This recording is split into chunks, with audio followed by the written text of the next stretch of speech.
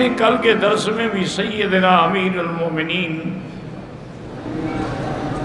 عمر بن الخطاب ثانی الخلفاء وزیر النبی المصطفیٰ رضی اللہ تعالی عنہ کے بارے میں کچھ معلومات عرض کیے تھے۔ اللہ تعالی نے سیدنا عمر رضی اللہ تعالی عنہ کو 4 عناصر پہ کنٹرول عطا فرمایا تھا۔ 4 عناصر سے کیا مراد ہے؟ جس مثلا آگ ہے، مٹی ہے، پانی ہے، ہوا ہے۔ یہی 4 عناصر ہیں جس سے انسان بنتا ہے۔ اس کے اندر بھی یہی چیزیں ہوتی ہیں، مٹی بھی، ہوا بھی، پانی بھی اور آگ بھی۔ تو اب اگر آپ غور کریں دیکھیں کہ ایک دن حضرت امیر المومنین عمر بن الخطاب جمعہ کا خطبہ پڑھا رہے ہیں منبر نبوی پر، اور آپ نے وہیں سے فرمایا کہ یا ساریۃ الجبل، یا ساریۃ الجبل، ساریہ پہاڑ کو اپنی پشت پہ رکھ کے حملہ کرو۔ صحابہ حیران ہے کہ ساریہ تو نہاوند میں جنگ لڑ رہا ہے، وہ تو مدینہ منورہ سے تقریباً 2 مہینے کا سفر ہے، اور حضرت یہاں منبر پہ کھڑے ہوئے فرما رہے ہیں یا ساریۃ الجبل۔ بہرحال اللہ نے مہربانی کی کہ حضرت ساریہ جنگ میں فتح یاب ہو گئے۔ جب واپس آئے مدینہ منورہ، ساتھیوں نے حال احوال پوچھا تو انہوں نے کہا کہ ہم بالکل شکست کے قریب پہنچ گئے تھے کہ حضرت عمر کی آواز آئی۔ انہوں نے حکم دیا کہ اپنی حیت بدلو، پہاڑ کو پشت میں رکھ کے حملہ کرو۔ تو ہم نے حضرت عمر کے حکم پہ عمل کیا اور اللہ نے ہمیں فتح عطا فرمایا۔ تو اللہ نے ہوا کو بھی مسخر کر دیا کہ حضرت عمر کی آواز کو پہنچائے۔ اسی طرح جب مدینہ منورہ میں ایک دفعہ بے انتہا سخت قسم کی آگ آئی، اور آگ اتنی شدید تھی کہ وہ پہاڑوں کو بھی جلا رہی تھی۔ آج بھی آپ اگر مدینہ منورہ جائیں انشاءاللہ تو ایئرپورٹ روڈ جو ہے نا، اس پہ جب آپ اور آگے جائیں گے تھوڑا 5-10 کلومیٹر، تو اب بھی وہ پہاڑ موجود ہے، آدھا جلا ہوا ہے اور آدھا بچا ہوا ہے۔ آگ سے آدھا سیاہ ہو کے جل گیا۔ حضرت عمر رضی اللہ تعالیٰ عنہ کو اطلاع ملی کہ حضرت ایک آگ آ رہی ہے، اللہ عالم کیسا عذاب الہی ہے کہ وہ پتھروں کو بھی جلا رہی ہے اور مدینے کی طرف بڑھ رہی ہے۔ حضرت عمر رضی اللہ تعالیٰ عنہ گھوڑے پہ سوار ہوئے، گھوڑا دوڑایا اور وہاں پہنچے، دیکھا کہ بالکل آگ تو پہاڑوں کو بھی جلا رہی ہے۔ تو آپ نے اپنے درہ مارا آگ پہ اور کہا کہ تمہیں پتہ نہیں کہ آگے حدود حرم محمد مصطفیٰ ہیں، رک جاؤ یہیں۔ تو جہاں حضرت عمر کا درہ لگا وہیں آگ ختم ہو گئی۔ آج بھی وہ جگہ موجود ہے، علامات موجود ہیں۔ تو اللہ نے آگ کو بھی آپ کے مسخر فرما دیا۔ اسی طرح حضرت عمرو بن العاص جب گورنر تھے مصر کے، چونکہ حضرت عمر نے بڑے عظیم انتظامات کیے تھے اپنے زمانہ اقتدار خلافت میں، آپ نے تقریباً 1036 نئے شہر آباد کیے، اور اسی طرح آپ نے تقریباً 4000 نئی مساجد تعمیر کرائی، اور ان میں خطباء اور ائمہ اور مدرسین کا انتظام فرمایا۔ اسی طرح آپ نے نظام عدل قائم فرمایا۔ اسی طرح آپ نے اپنے ملک کو صوبوں میں تقسیم کیا، چونکہ اب تو 22 مربع میل پہ حکومت ہو چکی تھی۔ حضرت عمر کے زمانے میں یعنی آپ دیکھیں کہ مصر ہے، شام ہے، عراق ہے، کردستان ہے، آرمینیا ہے، تبرستان ہے، یہ سارے حضرت عمر کے زمانے میں فتح ہو گئے۔ اصل میں خندق والے دن حضور نے فرمایا تھا کہ اوتیت مفاتیح الشام، اوتیت مفاتیح الیمن، اوتیت مفاتیح کسرا، اللہ نے مجھے ان ملکوں کی چابیاں دی ہیں۔ یہ اشارہ تھا کہ یہ ملک فتح ہوں گے۔ تو اللہ کی شان یہ ہے کہ حضور کا فرمان حضرت عمر کے ہاتھوں پورا ہوا اور ملک فتح ہوئے۔ اور حضرت نے پھر ہر جگہ گورنر بھیجے اور گورنروں کو بھی ہدایت کی کہ تمہارے دروازے پر کوئی دربان نہ ہو اور کسی کو ملنے سے روکا نہ جائے، سادہ کپڑے پہننے ہیں، سادی روٹی کھانی ہے، تاکہ کسی کو احساس نہ ہو کہ ہم غریب ہیں اور گورنر مزے سے کھا رہے ہیں۔ حضرت عمرو بن العاص نے مصر کے گورنر تھے، ان کے پاس کچھ لوگ آئے مصر کے، انہوں نے کہا حضرت ہماری یہ عادت ہے کہ ہم محرم کی 11 تاریخ کو ایک نوجوان کنواری لڑکی بالکل زیوروں سے لدی ہوئی دریائے نیل کے سپرد کرتے ہیں، دریائے نیل کی نظر کرتے ہیں، اور وہ دریائے نیل میں اس کو دفن کیا جاتا ہے۔ اگر ہم ایسا نہ کریں تو دریائے نیل میں پانی نہیں آتا۔ اب آپ آ گئے، اسلام آ گیا، اب بتائیں ہم کیا کریں؟ انہوں نے کہا بھی یہ بڑا اہم مسئلہ ہے، میں اس میں مشورہ لوں گا امیر المومنین حضرت عمر سے۔ انہوں نے پیغام بھیجا، حضرت عمر نے کاتب کو فرمایا کہ خط لکھو، من عبداللہ عمر بن الخطاب الى بحر النیل۔ حضرت عمر دریائے نیل کو حکم دیتا ہے، ان کو تجری من قبلک فلا تجری، اگر تم اپنے منصے سے چلتے ہو تو بالکل نہ چلو، فَإِن كُنْتَ تَجْرِي بِإِذْنِ اللَّهِ فَجْرِ، اور اگر تم اللہ کے حکم سے چلتے ہو تو چلو۔ حضرت عمر نے حکم دیا کہ میرا خط جب پہنچے نا اس کو لے کے دریائے نیل کے اندر رکھ دو۔ دریا پڑھتے ہیں مطلب آپ خود اندازہ کریں کہ دریا پانی ہے، پانی میں لکھا ہوا خط ڈال دو تو مٹ جائے گا، لیکن یہ عمر کا خط ہے جو دریاؤں پر بھی آپ مخاطب ہو رہے ہیں۔ تو حضرت عمر بن العاص فرماتے ہیں کہ میں چند ساتھیوں کو لے کے گیا اور وہ خط آپ کے حکم کے مطابق دریا کے درمیان میں جا کے رکھ دیا۔ ایک رات میں 16 گز پانی چڑھ گیا، اتنا پانی کبھی زندگی میں نیل میں نہیں آیا تھا۔ اور اللہ کی شان ہے کہ حضرت عمر کے اس خط کے بعد سے لے کر آج تک پھر نیل بند نہیں ہوا۔ تو اس لیے علامہ اقبال نے کہا تھا نا، بر تو بر ہے دریا بھی نہ چھوڑے ہم نے، بحر و بر میں دوڑا دیے گھوڑے ہم نے۔ حضرت عمر کا حکم ہواؤں پہ بھی چلتا تھا، دریاؤں پہ اور آگ پہ بھی چلتا تھا۔ اسی طرح ایک دن حضرت عمر کھڑے تھے مدینہ منورہ کے شہر کے باہر، زمین میں زلزلہ آیا۔ حضرت عمر نے غصے سے اپنا کوڑا مارا زمین کے اور کہا اسبت ما عدلت علیک، رک جاؤ، میں نے تم پر عدل نہیں کیا ہے کہ تمہیں زلزلہ آ رہا ہے۔ حضرت عمر کا کوڑا لگنا تھا کہ زمین تھم گئی اور زلزلہ ختم ہو گیا۔ تو حضرت امیر المومنین حضرت عمر رضی اللہ تعالی عنہ کے اسی طرح پھر آپ کے انتظامات کو دیکھیں۔ ایک دن آپ رات کو گشت کر رہے ہیں، ایک گھر سے بچوں کے رونے کی آواز آ رہی۔ حضرت عمر رضی اللہ تعالیٰ عنہ تشریف لے گئے، کنڈی کھٹکھٹائی، بی بی دروازے پہ پوچھا بچے کیوں رو رہے ہیں؟ انہوں نے کہا اس کو پتہ نہیں ہے کہ امیر المومنین ہے۔ اس نے کہا بھائی کیا پوچھتے ہو؟ 4 دن ہو گئے میرے بچے فاقے سے ہیں۔ انہوں نے کہا یہ دیکھو سامنے تو ہانڈی چڑھی ہوئی ہے۔ انہوں نے کہا اس میں نے پانی ڈالا ہوا ہے، بچوں کو بہلانے کے لیے کھانا بنا رہی ہوں، تھک رو رو کے آخر وہ سو جاتے ہیں۔ اور اس کے بعد اس نے کہا مجھے بڑی افسوس ہے کہ امیر المومنین کو ہمارے احوال کی خبر بھی نہیں ہے۔ تو آپ نے فرمایا اللہ کی بندی تم اتنا دور رہتی ہو شہر سے اور خود تم نے خبر بھی نہیں دی، تو عمر کو کیسے پتہ لگ سکتا ہے امیر المومنین کو؟ انہوں نے کہا اگر پتہ نہیں لگ سکتا تو پھر کرسی پہ کیوں بیٹھا ہے خلافت کی؟ یہ اس کا کام ہے کہ اپنے رعایا کی خبر گیری کرے۔ حضرت عمر واپس آئے، بیت المال میں داخل ہوئے اور اپنے خادم سالم کو اٹھایا، سامان اٹھایا، بوریوں میں دانے بھی، گندم بھی، آٹا بھی، چیزیں بھی، اور کچھ پکانے کے لیے بھی چیزیں لے کے چلے۔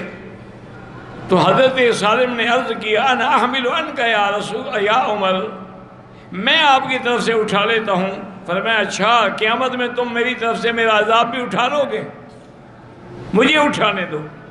خود بوری کندھے پہ لا کے اس بی بی کے گھر میں رکھی، خود آگ جلائی اور تھوڑا سا حریرہ تیار کیا اور بچوں کو کھلایا اور بیٹھے ہوئے دیکھتے رہے۔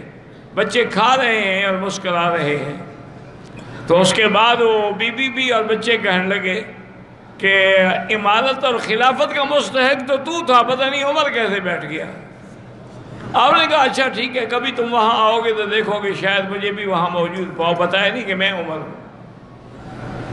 اسی طرح سے ایک دفعہ آپ رات کو گشت پہ نکلے ہیں، دیکھا ہے کہ بچہ رو رہا ہے اور عورت اس کو چپ کرا رہی ہے، لیکن بچہ چپ نہیں کرتا۔ حضرت عمر نے دروازہ کھٹکھٹایا اور پوچھا بی بی کیوں بچے کو رلا رہی ہے؟ اس نے کہا بچے کو میں تھوڑا رلا رہی ہوں، یہ تو عمر رلا رہا۔ اس نے کہا عمر کیسے رلا رہا ہے؟ اس نے کہا کہ آپ نے وظیفہ، حضرت عمر نے وظیفہ مقرر کیا ہے کہ بچہ پیدا ہو تو ماں کو تو وظیفہ ملتا ہے، لیکن بچے کو وظیفہ اس وقت ملتا ہے جب اس کا دودھ چھڑایا جاتا ہے۔ تو میں کوشش کر رہی ہوں جلدی کہ یہ دودھ چھوڑ دے تاکہ اس کو وظیفہ ملے۔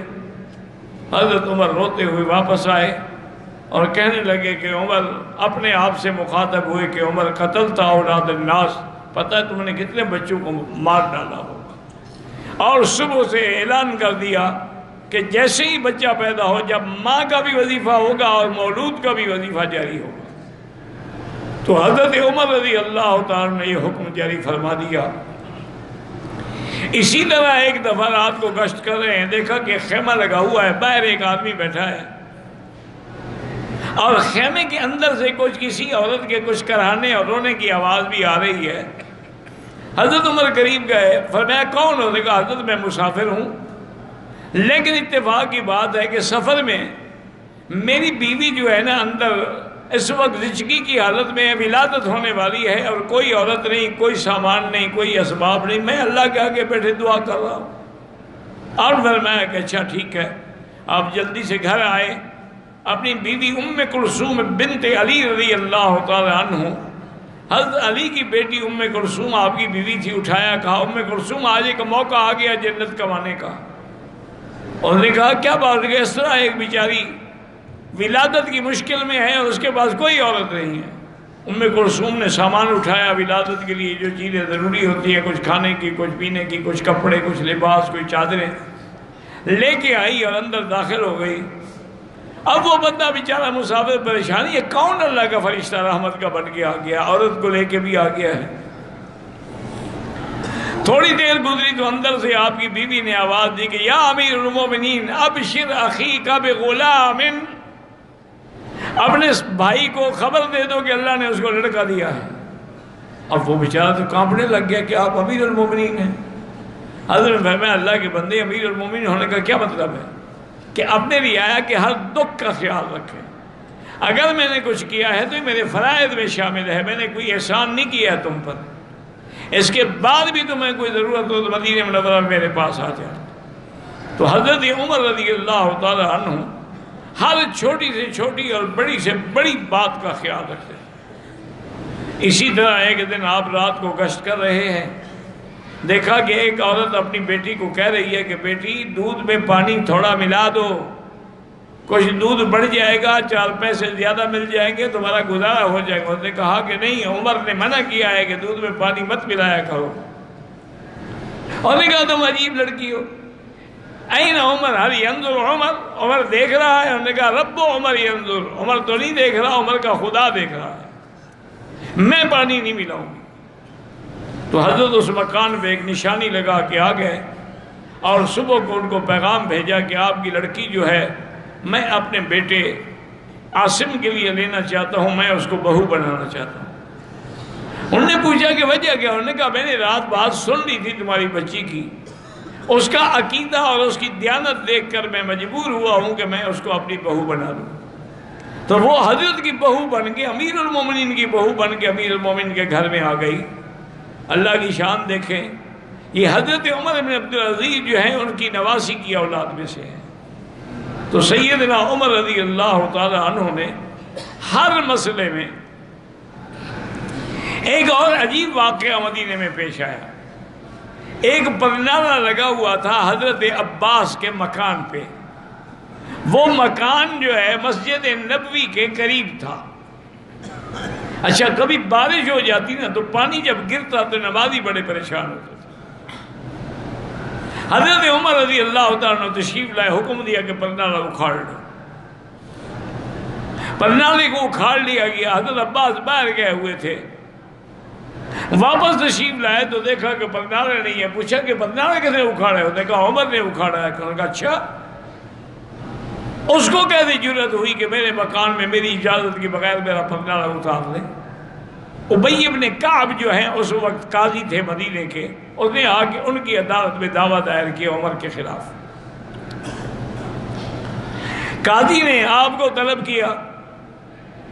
حضرت عمر نے کہا کہ حضرت میں نے اپنی ذاتی ضرورت کے لیے نہیں اتارا، یہ جب بارش ہوتی ہے پانی گرتا ہے تو نمازی جب گزرتے ہیں تو ان کے کپڑے خراب ہو جاتے ہیں، راستہ خراب ہو جاتا ہے۔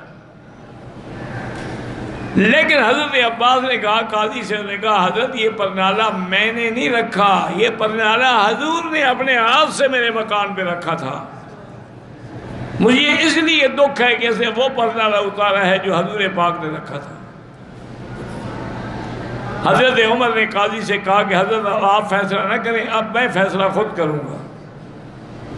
حضرت عباس کو لے کے آگے اور آ کے کہنے لگے عباس بات سنو، میں دیوار کے ساتھ کھڑا ہو جاتا ہوں، میرے کندھے پہ سوار ہو کے پرنالہ رکھو۔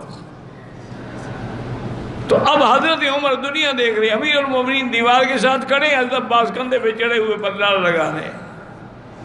جب پرنالہ لگ گیا حضرت عباس نیچے اترے، انہوں نے کہا امیر المومنین بات یہ ہے آپ نے جو کچھ کیا وہ ٹھیک ہے، میں بھی صرف احقاق کے حق کے لیے دعویٰ کیا تھا کہ کیا قاضی عدل کرتا ہے یا نہیں کرتا ہے، ورنہ میں بھی جانتا ہوں کہ اس پرنالے سے لوگوں کو تکلیف ہوتی ہے، لہذا یہ پورا مکان میں نے مسجد نبوی کے لیے وقف کر دیا، آپ میرے مکان کو توڑ کے مسجد میں شامل کر دیں۔ تو وہ مکان بھی الحمدللہ مسجد نبوی میں شامل ہو گیا۔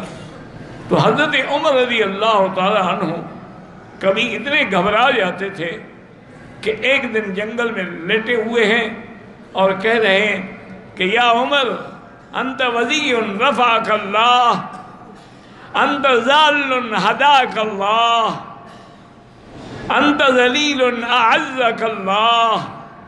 تم تو ایک عام آدمی تھے، تمہیں اللہ نے اتنی شان دی، تم تو بھٹکے ہوئے تھے، اللہ نے تمہیں اسلام سے ہدایت دی، تم تو کمزور تھے، اللہ نے تمہیں اتنا طاقتور بنا دیا، اب تم قیامت میں اللہ کو کیا جواب دو گے اگر کسی کو تکلیف ہوئی؟ ایک گورنر آئے مجھ سے ملنے کے لیے، جب مدینے میں آئے تو انہوں نے پوچھا کہ بھی امیر المومنین کا محل کہاں ہے؟ انہوں نے کہا امیر المومنین کا تو کوئی محل نہیں، یہ سادہ سا مکان ہے۔ پتہ کیا؟ انہوں نے کہا گھر میں نہیں ہے۔ مسجد میں پتہ کیا؟ انہوں نے کہا مسجد میں بھی نہیں ہے۔ ایک آدمی ملا، انہوں نے کہا حضرت باہر جا رہے تھے، وہ گورنر بھی باہر چل پڑا، کہتا ہے میں آگے آیا تو میں نے دیکھا کہ ایک درخت کے سائے میں آدھی دھوپ ہے آدھا سایہ ہے، کچی اینٹ، مٹی کی کچی اینٹ پہ عمر سر رکھ کے سو رہا۔ وہ گورنر کھڑا ہو کے حیران ہو کے کہتا ہے کہ یا عمر عدلتا امنتا فنمتا، عمر تم نے عدل کیا، امن قائم کر دیا، اس لیے ہم مزے کی نیند بھی سو رہے ہو۔ ایک ہم ہے کہ پہرے لگا کے سوتے ہیں، چونکہ ہم نے عدل نہیں کیا۔ اگر ہم عدل کرتے تو ہمیں کسی کا کیا ڈر ہوتا، کسی کا کیا خوف ہوتا۔ اسی طرح سے جو عظیم تاریخی واقعہ ہے کہ حضرت ابی عبیدہ بن الجراح لشکر لے کر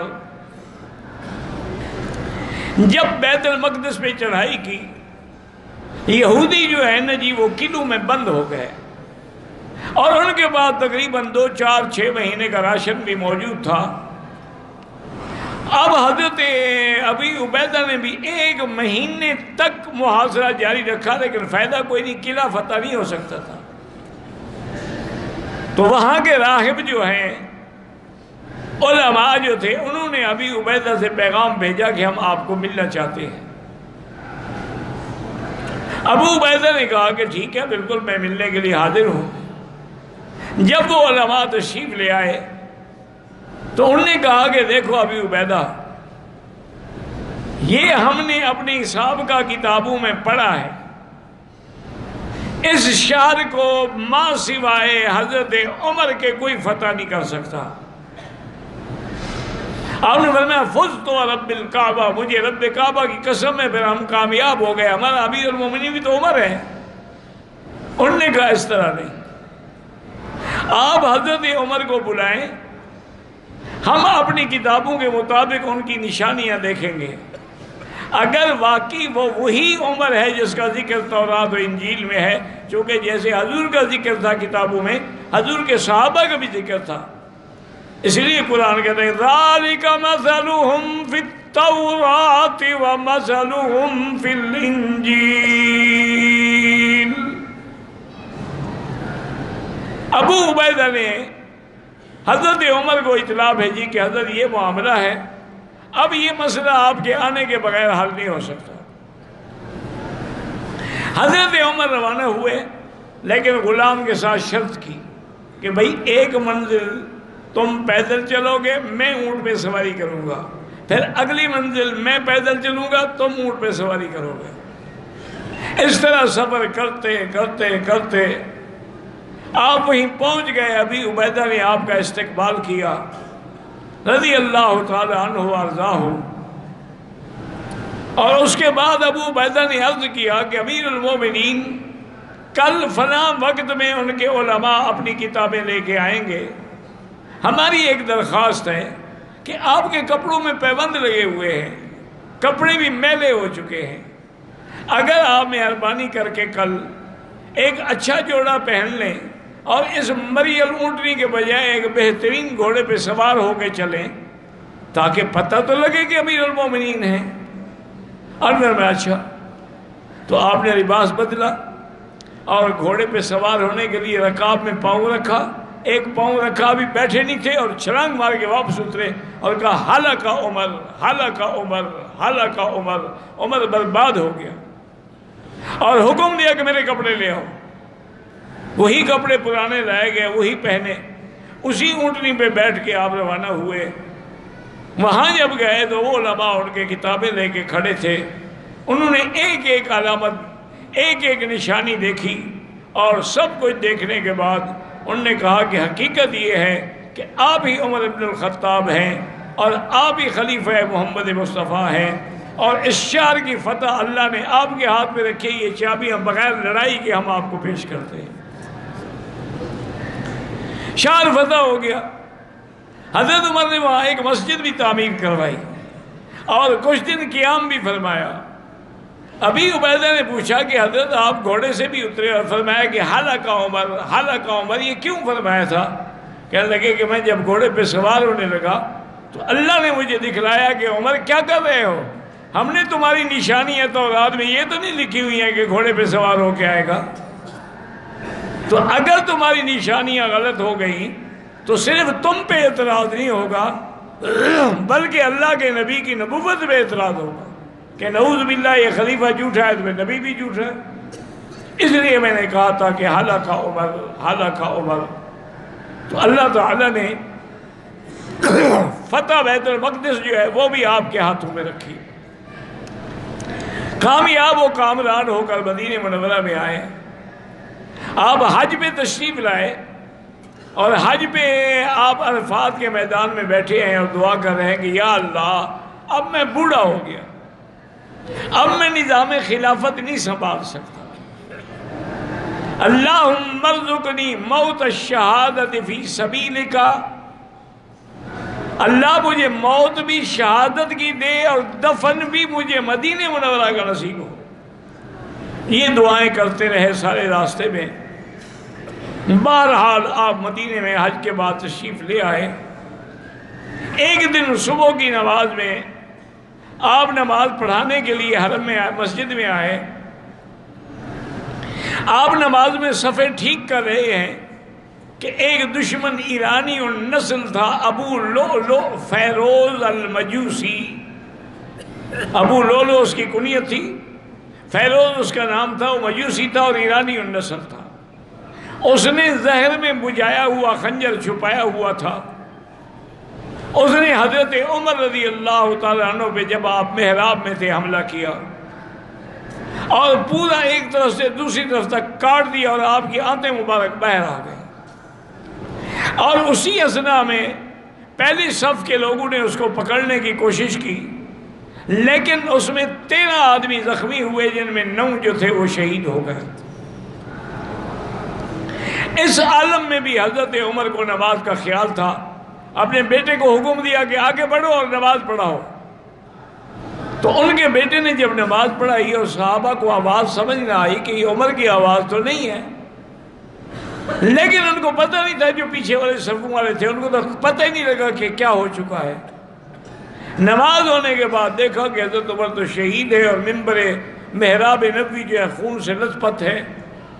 حضرت عمر رضی اللہ تعالیٰ نے بیٹے کو بلایا، طبیب آ گئے، ان نے پینے کے لیے دوائی دی تو باہر نکل آئی، انہوں نے کہا کہ بچنے کی کوئی امید نہیں ہے۔ حضرت عمر نے فرمایا کہ دیکھو اب ان باتوں کو چھوڑو، میرے بعد حضرت عثمان ہیں، حضرت علی ہیں، حضرت سعد ہیں، حضرت طلحہ ہیں، عبد الرحمن بن عوف ہیں، ان 6 آدمیوں کی میں کمیٹی بناتا ہوں۔ میں اگر کسی کو خلیفہ نہ بناؤں تب بھی سنت ہے کہ حضور نے اپنا خلیفہ کسی کو مقرر نہیں کیا تھا، اور اگر میں خلیفہ مقرر کر دوں تب بھی جائز ہے کہ حضرت ابو بکر نے اپنا خلیفہ عمر کو بنایا تھا، لیکن میں 6 آدمیوں کی کمیٹی بناتا ہوں۔ یہ کمیٹی غور کرے، پورے مدینے والوں کی رائے معلوم کرے، پھر جس کی رائے پہ اتفاق ہو جائے اس کو خلیفہ بنایا جائے۔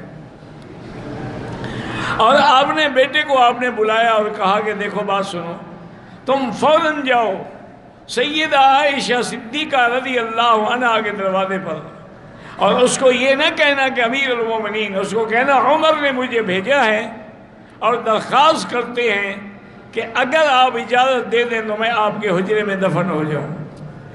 جب آئے تو بی بی عائشہ رو رہی تھی، ان کو پتہ لگ گیا تھا کہ حضرت عمر کا یہ عالم ہے، تو انہوں نے کہا کہ بیٹا واللہ میں نے یہ قبر کی جگہ اپنے لیے رکھی تھی، لیکن آج حضرت عمر نے مانگ لی ہے، وہ مجھ سے زیادہ اولا ہے، لہذا اسی کو دفن ہوگا، میری طرف سے اجازت ہے۔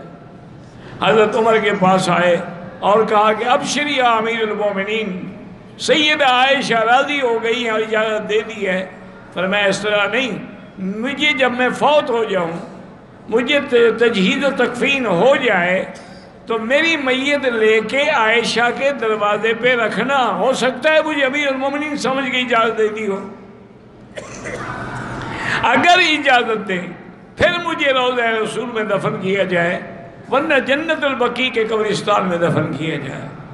حضرت عمر رضی اللہ تعالیٰ عنہ کو لے آئے، انہوں نے آ کے کہا، بی بی عائشہ نے روتے ہوئے کہا کہ میں نے اجازت دے دی ہے، اب یہاں حضرت عمر کا حق ہے، اور اللہ کے نبی کی پیشین گوئیاں جو تھی وہ بھی پوری ہو گئی کہ خلقنا من تربۃ واحدۃ، کہ ہم ایک مٹی سے پیدا ہوئے ہیں، میں ابو بکر اور عمر، اور ایک ہی جگہ ہم دفن ہوں گے اور قیامت میں ہم ایک ہی جگہ سے کھڑے ہوں گے۔ تو آج اللہ کے نبی کی پیشین گوئی بھی پیاری ہو گئی، اور شہید محراب حضرت عمر رضی اللہ تعالیٰ عنہ حضور کے قدموں میں دفن ہو گئے۔ آپ اندازہ کریں 22 لاکھ مربع میل پہ حکومت کرنے والا عمر جب فوت ہوتا ہے 86,000 درہم قرضہ ہے آپ پر، قرضہ چھوڑ کے مرے ہیں، اور آپ نے وصیت کی تھی کہ میرا جو مکان ہے بیچ دو اور قرضہ ادا کرو، تو آپ کا مکان فوراً بیچا گیا اور آپ کا قرضہ جو ہے وہ ادا کیا گیا۔ اس کے علاوہ یعنی آپ نے کوئی جائیداد نہیں چھوڑی ہے، رضی اللہ تعالی عنہ وارضاہ۔ اللہ تبارک و تعالی نے آج یعنی مراد نبی کو میں شہید محراب کو دفن بھی کہاں ملا؟ روضہ محمد مصطفیٰ میں، جو جنت کا ٹکڑا ہے، ما بین بیتی و منبری روضۃ من ریاض الجنہ، رضی اللہ تعالی عنہ وارضاہ۔